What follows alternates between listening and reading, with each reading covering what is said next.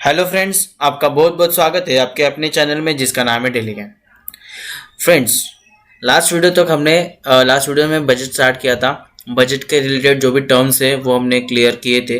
Now यहाँ पर एक very very important topic that is monetary policy and fiscal policy which is related to budget. हमने budget देखा था जो इकोनॉमिक्स में सबसे मेन पार्ट होता है इकोनॉमिक्स का, वो हमने लर्न किया था। नाउ यहाँ पर हमने ये भी पढ़ना है कि बजट में जो दो चीज़ें होती है that is monetary policy and fiscal policy.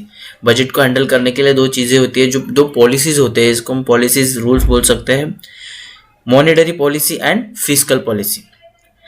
ये हम इस वीडियो में देखेंगे, तो एंड तक देखिए इसके टूल्स क्या है और इसके इंस्ट्रूमेंट्स क्या है, टाइप्स क्या है। सो तब आपको समझ में आएगा प्रॉपरली ये होता क्या है। ना स्टार्ट करते हैं। इसको कंबाइनली इकोनॉमिक पॉलिसी भी बोलते हैं। सो फर्स्ट हम देखते हैं कि इकोनॉमिक पॉलिसी क्या होता है। What is economic policy?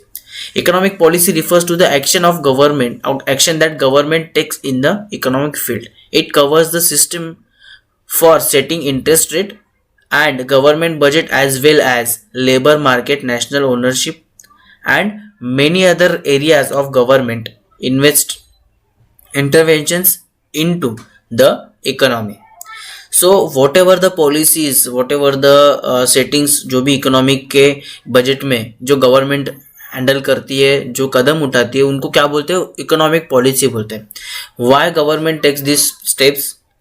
क्योंकि जो भी मार्केट में रिलेटेड टू एम्प्लॉयमेंट है, ओके, रिलेटेड टू इन्फ्लेशन है, जो भी मैक्रो इकोनॉमिक्स के जो मेन टॉपिक्स है, जो पॉइंट्स है, उनको कंट्रोल करने के लिए, उनको स्टेबल करने के लिए, इन सारी चीज़ों को कुछ पॉलिसी, इन सारी चीज़ों के लिए कुछ पॉलिसीज बनाई है, उसको कंबाइनली इकोनॉमिक पॉलिसीज बोलते हैं।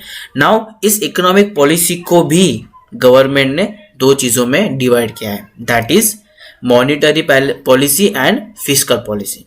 अब यहाँ पर monetary policy and fiscal policy ये दो चीज़ें अलग अलग हैंडल करते हैं। अभी जैसे कि मॉनेटरी में मनी आया, money is related to bank, okay. So central bank of India जो है, जो भी सेंट्रल बैंक होती है किसी कंट्री की, अपने देश की जो सेंट्रल बैंक है RBI, reserve bank of India, okay. So RBI जो है वो मॉनेटरी पॉलिसी हैंडल करती है and fiscal policy is look after by government, okay. Government इस चीज को देखती है। नाउ वो होता क्या है, मॉनेटरी पॉलिसी क्या है? Refers to an action central bank takes to pursue objectives such as price stability, maximize employment. तो यहाँ पर एग्जांपल के लिए प्राइस स्टेबिलिटी दी है, कुछ ऑब्जेक्टिव परस्यू करने के लिए सेंट्रल बैंक क्या करती है, कुछ एक्शंस लेती है, उन एक्शंस को क्या बोलते हैं? मॉनेटरी पॉलिसी बोलते हैं, ओके। सो सेंट्रल बैंक के पास होता है ये पॉलिसी का हैंडल करने का जो भी उनके पास अथॉरिटी है, ओके। वो किसके पास होती है? Central bank of India, that is RBI. Now fiscal policy है, ये कौन हैंडल करता है? गवर्नमेंट। जब हमने बजट पढ़ा था, अगर बजट का वीडियो आपने नहीं देखा है तो प्लीज वो भी देख लीजिए, आई बटन में वहां पर आपको उसकी लिंक मिल जाएगी। बजट का वीडियो भी आपने नहीं देखा तो वो पहला देखिए आप। सो वहां पर बजट क्या होता है? सो बजट पूरी इकोनॉमिक को रन करने के लिए बजट के ऊपर ध्यान दिया जाता है ना। उस बजट को अच्छे से मेंटेन करने के लिए now refers to government's revenue collection and spending decision. Budget में देखो इनकम एंड एक्सपेंडिचर की हमने बात की थी। सो यहाँ पर भी टैक्सेशन आ गया, इनकम एक्सपेंडिचर आ गया। टैक्सेशन, अभी गवर्नमेंट का इनकम क्या है? टैक्स कलेक्ट करती है, वो गवर्नमेंट का इनकम है। और भी काफ़ी सारे इनकम के पार्ट्स है, लेकिन टैक्स क्या है? मेन पार्ट है। सो वो टैक्स मतलब क्या? गवर्नमेंट का इनकम हो गया। एंड स्पेंडिंग मतलब जो भी सोशल वेलफेयर पे कुछ भी मतलब गवर्नमेंट अपने लिए स्पेंड करती है, इन्वेस्ट करती है, वॉटेवर कहीं पर भी वो इन्वेस्ट करती है, स्पेंड करती है, एक्सपेंसेस होता है, उसको क्या बोलते हैं? Government expenditure. एंड जो टैक्सेस होते हैं गवर्नमेंट इनकम होते हैं। So fiscal policy refers to the government's revenue collection and spending decision, okay. ये जो पॉलिसी होती है वो डिसीजंस किसके होते हैं? Revenue collection and spending. Collection and spending मतलब इनकम एंड एक्सपेंडिचर, इसके जो भी डिसीजंस होते हैं, इसके जो भी पॉलिसीज, रूल्स एंड रेगुलेशंस होते हैं, उसको कंबाइनली क्या बोलते हैं? Fiscal policies. नाउ हम आगे बढ़ते हैं वन बाय वन एक एक को देखते हैं. What is the objective of monetary policy. Monetary policy की ऑब्जेक्टिव क्या है? तो यहाँ पर 3 ऑब्जेक्टिव दिए, जैसे कि यहाँ पर इन्फ्लेशन है, अनएम्प्लॉयमेंट, करेंसी एक्सचेंज रेट. ये 3 यहाँ पर ऑब्जेक्टिव है, मेन ऑब्जेक्टिव्स. इन्फ्लेशन को कंट्रोल करने के लिए, फिर अनएम्प्लॉयमेंट ना हो इसलिए, और करेंसी एक्सचेंज रेट को मेंटेन रखने के लिए. तो इन्फ्लेशन क्या है? Monetary policies can target inflation level. A low level of inflation is considered to be healthy for economy. Inflation अगर कम रहेगा तो वो इकोनॉमिक के लिए क्या है? हेल्दी है. मतलब इन्फ्लेशन होना नहीं चाहिए. Inflation means what? Increase in the price बढ़ती है तो इकोनॉमिक के लिए अच्छी चीज़ नहीं. बिकॉज अगर प्राइस बढ़ती है तो डिमांड भी कम होता है, तो डिमांड कम है, लोग स्पेंड कम करेंगे, तो क्या होगा? जो मनी है वो सर्कुलेट नहीं हो पाएगा ज़्यादा. सो इन्फ्लेशन अगर कम है सो वो गवर्नमेंट के लिए और इकोनॉमिक के लिए हेल्दी है. इसीलिए मॉनेटरी पॉलिसीज क्या करती है? इन्फ्लेशन को कंट्रोल में रखती है. नाउ अनएम्प्लॉयमेंट मतलब क्या? Monetary policies influence the level of unemployment in the economy.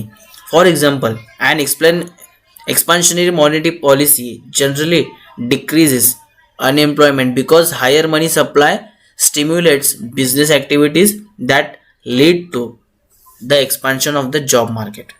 Okay, so यहाँ पर ये मॉनेटरी पॉलिसी जो कि एक्सपांशनरी मॉनेटरी पॉलिसी है, उसके जरिए क्या होता है?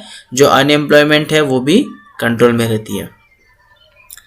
Next is currency exchange rate. Currency मतलब जो भी अपनी फॉरेन करेंसी, डोमेस्टिक करेंसी है, उसके एक्सचेंज में. ना यहाँ पर करेंसी रेट आपको पता ही होगा कि जो भी यूएस डॉलर वगैरह, जो यूएस डॉलर का एग्जांपल अगर लेने जाए, सो उसको बाय करने के लिए particular rupees. Okay, for example $1 buy करने के लिए 80 रुपीज़, मतलब ये फॉरेन करेंसी बाय करने के लिए अपनी डोमेस्टिक करेंसी 80 देनी पड़ती है. तो इस तरह से एक्सचेंज रेट भी कंट्रोल करने के लिए ये मॉनेटरी पॉलिसी, अगर मॉनेटरी पॉलिसी प्रॉपरली हैंडल की जाएगी सो यहाँ पर एक्सचेंज रेट को भी रेगुलेट किया जाता है, कंट्रोल किया जाता है. द सेंट्रल बैंक में increase money supply bye issuing मोर करेंसी इशू करके क्या किया जा सकता है? Increase in money supply. Money supply increase होगा तो क्या होगा? मार्केट में मनी सर्कुलेट होगा. मनी सप्लाई होगा तो जो भी मनी है वो कहीं पर स्टक नहीं होगा, वो वहाँ पर मार्केट में घूमता रहेगा. सो मनी की वैल्यू जो है वो बढ़ेगी. Okay, so in such case domestic currency become cheaper relative to its foreign counterparts. आगे देखते हैं कि क्या है इंस्ट्रूमेंट इसके दिए गए, इंस्ट्रूमेंट्स ऑफ मॉनेटरी पॉलिसी. उसको वन बाय वन हम आगे चल के देखेंगे. इसके अंदर देखो इंस्ट्रूमेंट्स के 2 टाइप होते हैं, quantitative and selective control. Quantitative और जो सेकेंड वन है सिलेक्टिव कंट्रोल, उसको क्वालिटेटिव भी बोलते हैं. इसको हम कंबाइनली देखते हैं आगे चलकर. Instrument of monetary policy. यहाँ पर काफ़ी सारे इंस्ट्रूमेंट दिए गए, bank rate, repo rate, open market operation, cash reserve ratio, statutory reserve liquidity ratio, liquidity adjustment facility, margin lending, moral suasion. तो इस तरह से यहाँ पर ये इतने सारे टाइप्स हमारे पास है. सो वन बाय वन हम देखते हैं कि what is bank rate. Bank rate क्या है? Bank rate is the rate. Now यहाँ पर रेपो रेट है और एक बैंक रेट है, तो उसमें का फर्क आप समझिए. दोनों लगभग सेम है बट उसमें थोड़ा सा डिफरेंट है. What are the different? Bank rate is one of the most effective instrument of the monetary policy in the market rate in the rate. A bank rate essentially the rate which the RBI lends money to commercial bank without any security or collateral. It is also standard rate at which RBI will buy discount bills of exchange and other such commercial instruments. So bank rate क्या है? एक rate है. इस rate के ऊपर मतलब RBI क्या करती है? कमर्शियल बैंक को लोन देती है. Okay, without any security and collateral. ये एक रेट है, rate of interest. RBI will buy or discount bills of exchange and other such commercial instrument. Repo rate क्या है? थोड़ा मतलब ये भी एक टाइप का रेट ही है जो कि बैंक मनी लेंड करते टाइम, जो RBI मनी लेंड करते टाइम देती है. बट ये क्या है? Repo rate is the rate with which at which the central bank of country मतलब reserve bank of India lends money to commercial bank in the event of any shortfall of fund. अगर short money का shortfall हो गया उस time यहाँ पर ये जो मनी लेंड करती है, जो मनी बोरो करना पड़ता है कमर्शियल बैंक को, उस टाइम जहाँ पर ये रेट लगाया जाता है इंटरेस्ट रेट, उसको बोलते हैं repo rate. Repo rate is used by monetary authority to control inflation. Okay, inflation को कंट्रोल करने के लिए ये रेट यूज किया जाता है. Next is open market operation. Open market operation मतलब क्या? ये एक ऐसा ऑपरेशन है, एक ऐसा प्रोसेस है, इन दैट प्रोसेस जो आरबीआई है, जो गवर्नमेंट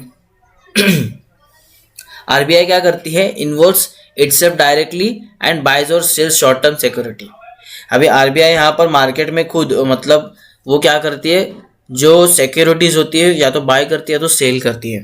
ओके, सो यहाँ पर बाय और सेल करने से क्या होता है, अभी अगर आरबीआई ने सिक्योरिटीज मार्केट में सिक्योरिटीज क्या की, सिक्योरिटी मतलब शेयर्स वगैरह हुए, इंस्ट्रूमेंट से बाय किए, तो क्या हो सकता है, परचेज की तो मनी जो है वो फ्लो हो जाएगा मार्केट के अंदर.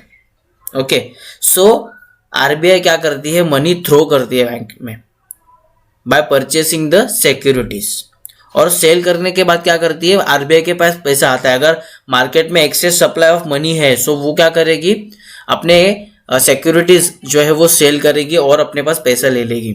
सो मनी कंट्रोल करने के लिए, मनी सप्लाई कंट्रोल करने के लिए ओपन मार्केट ऑपरेशंस ये करने पड़ते हैं आरबीआई को. CRR, cash reserve ratio. Now यहाँ पर ये cash reserve ratio and SLR, statutory liquidity ratio, यहाँ पर दो अलग अलग रेशियोज है.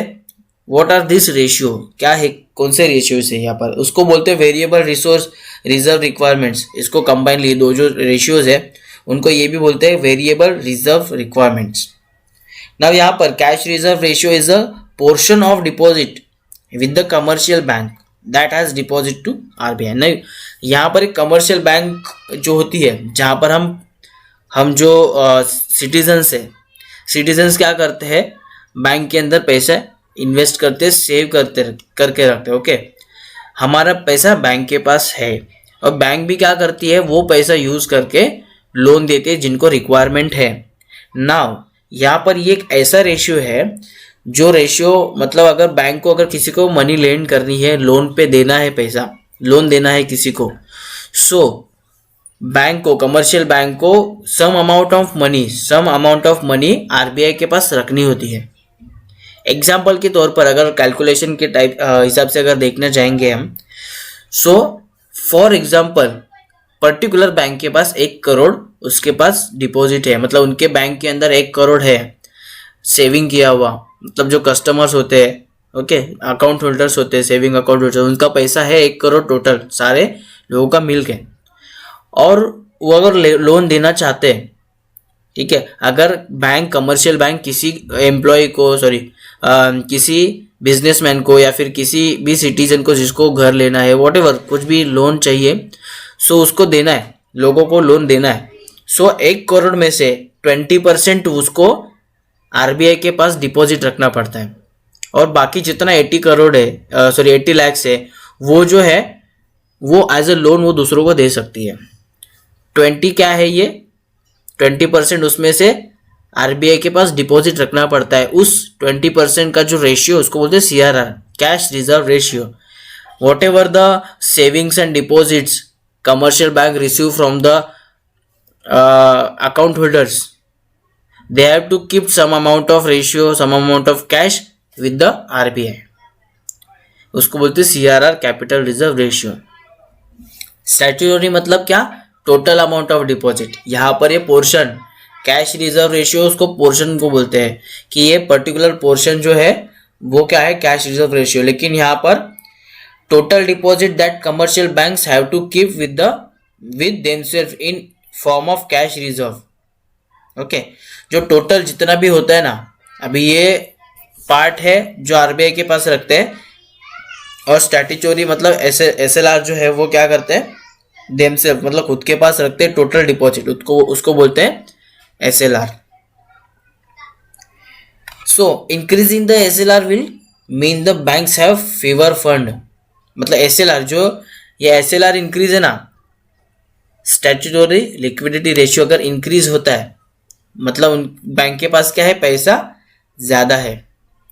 Bank of favour amount of fund to give as loan, controlling the supply of money in the economy. Supply of economy control करने के लिए वो रेशियो जो है वो मेंटेन अगर ज़्यादा किया है, रेशियो ज़्यादा है तो फंड ज़्यादा है, फंड ज़्यादा है तो क्या कर सकती है bank, more money they can give on loan. Okay, ज़्यादा लोन दे सकती है। इस तरह से यहाँ पर ये रिजर्व रेशियो है दो टाइप के।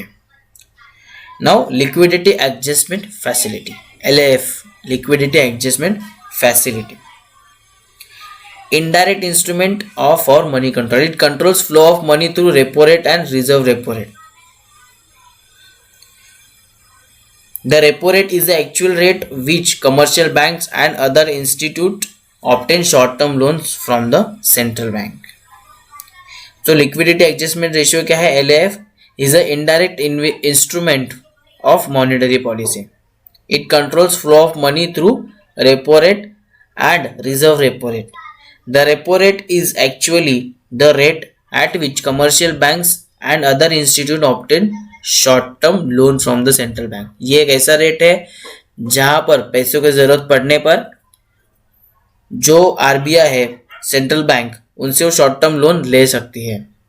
ओके, अगर पैसे की अगर कुछ मतलब कंट्रोल करना है, मनी सप्लाई अगर कंट्रोल करना है या फिर जरूरत पड़ी कमर्शियल बैंक को, सो वो क्या कर सकते हैं, वहां से ले सकते हैं।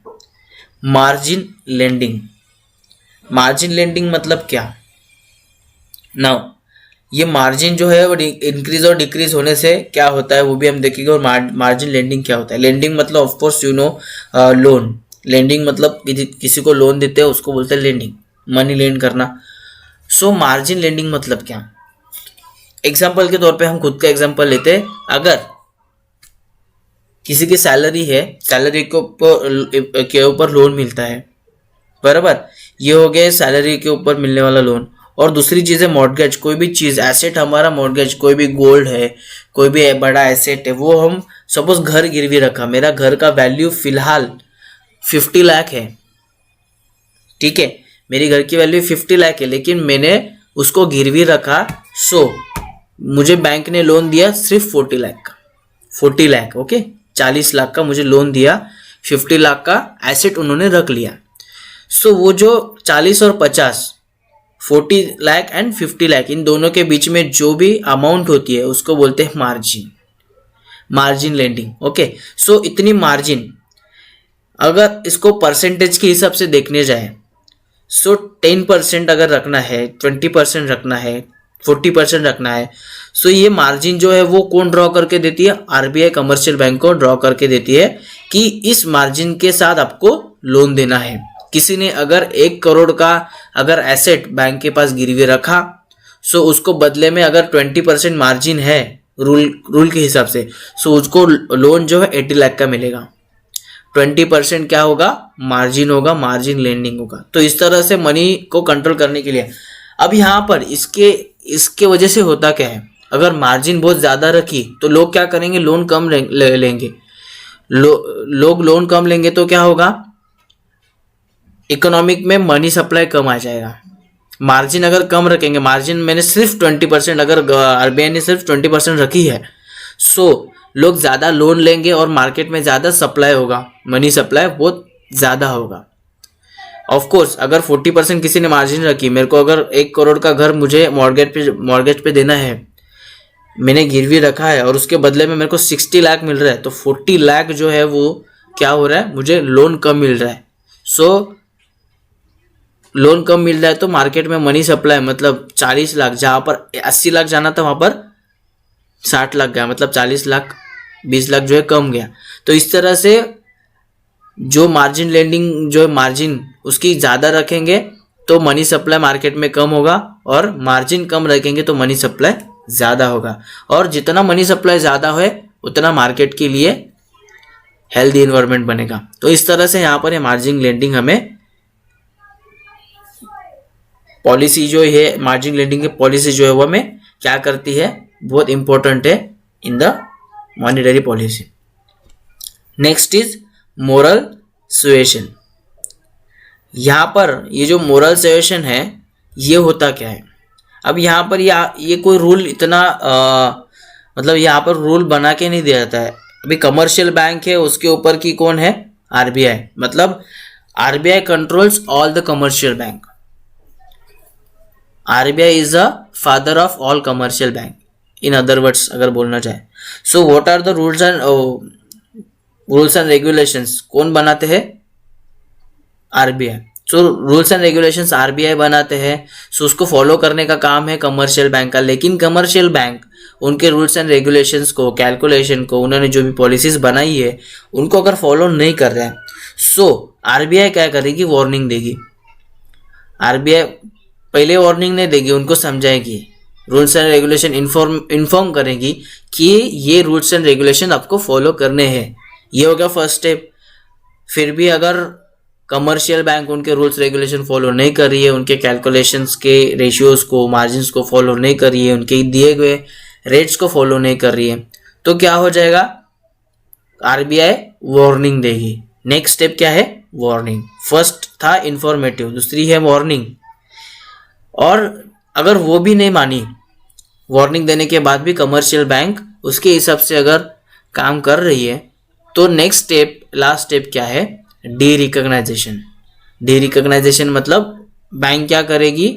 आरबीआई क्या करेगी? जो कमर्शियल बैंक है उनको निकाल देगी, लाइन से बाहर कर देगी।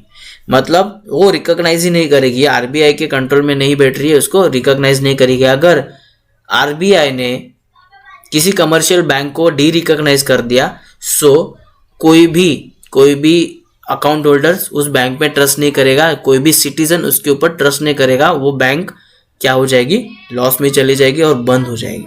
तो इस तरह से मॉनेटरी पॉलिसी के लिए कोई भी रूल्स एंड रेगुलेशंस बनाए हैं, वो अगर कोई फॉलो नहीं करता है, उसको कंट्रोल करने के लिए जो लास्ट पॉइंट है मोरल सुएशन, वो काम आता है। जो कि मतलब इतना यहाँ पर फॉर्मेलिटीज नहीं है, यहाँ पर इसमें कोई पॉलिसी अलग से नहीं है, सिर्फ यही है कि कमर्शियल बैंक अगर कोई इसको फॉलो नहीं करती है तो उसको डी रिकॉग्नाइज करो, जो लास्ट स्टेप है अगर। ओके, तो इस तरह से यहाँ पर ये इंस्ट्रूमेंट्स थे मॉनेटरी पॉलिसी के। आगे चलकर है फिस्कल पॉलिसी। ये सारी चीजें थे मॉनेटरी पॉलिसी के। आगे चलकर हमें देखना है फिस्कल पॉलिसी क्या है ना। यहाँ पर कुछ ज़्यादा है नहीं फिस्कल पॉलिसी, और फिस्कल पॉलिसी बहुत इंपॉर्टेंट भी है वैसे। मॉनेटरी पॉलिसी जिस तरह से मनी कंट्रोल करती है, फिस्कल पॉलिसी भी यहाँ पर मनी कंट्रोल में काम आती है। बट ये कौन हैंडल करता है? गवर्नमेंट। जिस तरह से मॉनेटरी पॉलिसी आरबीआई हैंडल करती है, फिस्कल पॉलिसी गवर्नमेंट हैंडल करती है। नाउ यहाँ पर ये पिक्चर में आपको क्या दिख रहा है? एक्सपेंशनरी मॉनेटरी पॉलिसी है और कॉन्ट्रैक्शनरी पॉलिसी फिस्कल पॉलिसी है। सो फर्स्ट जो पॉलिसी है उसके अंदर आप देख सकते हो कि एरो, गवर्नमेंट स्पेंडिंग का एरो अप है एंड टैक्सेस का एरो कम है। इसमें से आपको क्या समझ में आ रहा है? सो गवर्नमेंट स्पेंडिंग जो है एक्सपेंशनरी फिस्कल पॉलिसी के अंदर, government spending more and taxation यहाँ पर कम है। गवर्नमेंट स्पेंड ज़्यादा करती है लेकिन टैक्स कलेक्शन कम करती है, मतलब एक्सपेंसेस ज़्यादा है और इनकम कम है गवर्नमेंट का। एंड ऑन अदर हैंड यहाँ पर कॉन्ट्रैक्शनरी जो पॉलिसी है, यहाँ पर क्या है? स्पेंडिंग कम है, टैक्सेस ज़्यादा है, मतलब गवर्नमेंट टैक्स ज़्यादा कलेक्ट करती है और स्पेंडिंग कम करती है। सो एज पर गवर्नमेंट की पॉलिसी है, सिचुएशन है, उसके हिसाब से गवर्नमेंट को ये चीज़ें करनी पड़ती है। ओके, गवर्नमेंट के पास एक्सेस मनी है, सो वो क्या करती है? स्पेंडिंग ज़्यादा करती है। अगर ज़रूरत पड़ी है स्पेंड करने की, स्पेंड करने से कुछ फ़ायदा होने वाला है, ओके, इकोनॉमिक को अच्छी चीज़ आगे दिखने वाली है, सो यहाँ पर गवर्नमेंट क्या करेगी? स्पेंड ज़्यादा करेगी और इनकम उसकी कम हो जाएगी। और दूसरे हाथ में कॉन्ट्रैक्शनरी, मतलब गवर्नमेंट क्या करेगी? खुद को कॉन्ट्रैक्ट्स करेगी कि जो स्पेंडिंग है वो कम करेगी। ओके, मार्केट में सप्लाई कम, मनी सप्लाई जो है ज़्यादा थ्रो नहीं करेगी, उल्टा क्या करेगी? इनकम उसकी बढ़ाएगी, टैक्सेस ज़्यादा कलेक्ट करेगी, टैक्स का रेट बढ़ाएगी। ओके, सो ये सिचुएशन कभी जैसे कि अपना बिजनेस साइकिल हमने देखा था, बिजनेस साइकिल में किस तरह से चढ़ उतार आते हैं, उसी तरह से ये गवर्नमेंट को भी पॉलिसीज अप्लाई करनी पड़ती है। हम देखते हैं इसको आगे फिस्कल पॉलिसी क्या है, उसके दो टाइप्स है, that is expansionary and contractionary, जो कि हमने अभी ये जो लास्ट फोटो देखा उसके अंदर हमें एक्सप्लेन किया गया है. Okay, so the idea is to put more money into consumers hand, they spend more. Okay, ज़्यादा पैसा अगर गवर्नमेंट कंज्यूमर्स के हैंड में देना है तो ज़्यादा स्पेंड करती है government. The increase demand force business is to add job in the increase supply. तो ये एक्सपांशनरी है और आगे चलकर फिस्कल पॉलिसी का second type contractionary fiscal policy, जो कि हमने अभी देखा उस पिक्चर के जरिए explanation. The second type of fiscal policy is contractionary fiscal policy which is rarely used. ठीक है, देखो यहाँ पर ये वर्ड यूज किया है, रेयरली यूज.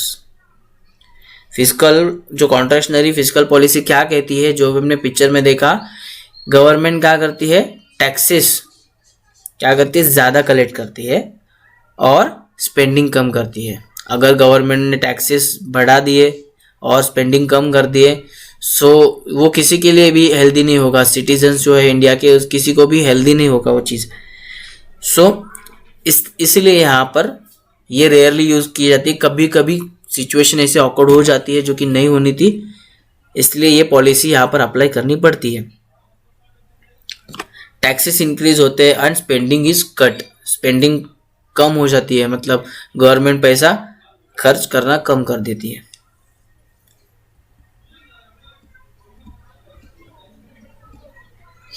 अब यहाँ पर उसके ऑब्जेक्टिव्स भी है. Objective of fiscal policy, why government has to follow the fiscal policy, उसके ऑब्जेक्टिव क्या क्या है, वन बाय वन हम एक एक देख लेते हैं. Objective of fiscal policy, development by effective mobilisation of resources.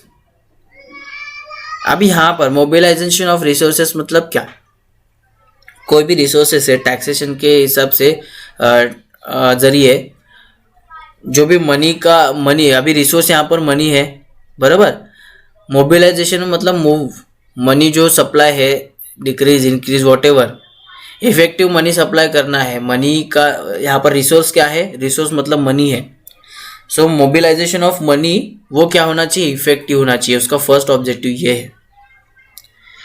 Reduction in inequality and income and wealth, reduction in inequality. अब यहाँ पर कोई भी जैसे कि इनकम टैक्स हम देखते हैं, जीएसटी वॉट एवर, जो भी इनकम टैक्स हम अगर देखने जाए, सो गवर्नमेंट टैक्स कलेक्ट करती है. सो रिच पीपल से ज़्यादा टैक्स और जिनकी इनकम कम है उनसे कम टैक्स, बराबर. ये क्या है, इक्वालिटी है. रिडक्शन इन इनइक्वालिटी मतलब इनइक्वालिटी में क्या करना है, रिडक्शन करना है. सो जो ज़्यादा रिच है, जिनका ज़्यादा इनकम है, उनसे ज़्यादा टैक्स कलेक्ट करती है और जिनकी इनकम कम है उनसे कम टैक्स कलेक्ट करती है. बाकी जो प्रोडक्ट्स है उसकी बात नहीं पकड़ेंगे हम इनकम टैक्स की अगर बात करने जाए, सो उनसे ज़्यादा टैक्स कलेक्ट करते हैं जिनकी इनकम ज़्यादा है. तो यहाँ पर किसी के साथ भी इनइक्वालिटी नहीं हो रही है, सबके साथ इक्वली पेश किया जा रहा है. Okay, next is price stability and control of inflation. हमने फर्स्ट में ही पढ़ा था कि इकोनॉमिक पॉलिसी क्यों बनाई जाती है, अनएम्प्लॉयमेंट, इन्फ्लेशन और प्राइस स्टेबिलिटी, इसके लिए पॉलिसी बनाई जाती है. सो यहाँ पर फिस्कल पॉलिसी के वजह से प्राइस स्टेबिलिटी एंड इन्फ्लेशन के ऊपर कंट्रोल भी ऑटोमेटिकली आ जाता है. ओके, एम्प्लॉयमेंट जनरेशन हमने ऑब्जेक्टिव में भी पढ़ा था कि अनएम्प्लॉयमेंट का प्रॉब्लम जो है वो सॉल्व हो जाता है गवर्नमेंट पॉलिसी, इकोनॉमिक पॉलिसीज के वजह से. Then reduction the deficit in the balance of payment.